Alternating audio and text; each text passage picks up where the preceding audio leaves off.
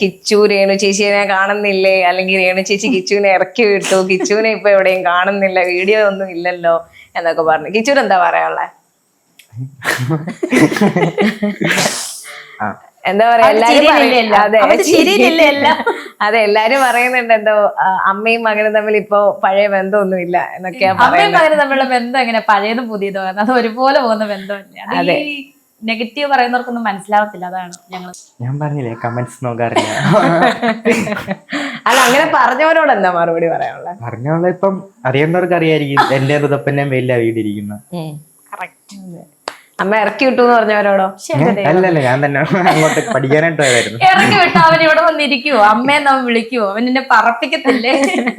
എന്തിനാ ഇറക്കി വിടുന്നേ? സ്വന്തം മക്കളെ നമ്മൾ ആരെങ്കിലും ഇറക്കി വിടുവോ? ഇല്ലല്ലോ.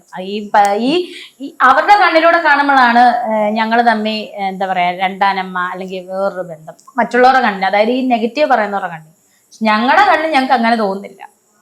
അത് അവനും അറിയാം, എനിക്കും അറിയാം.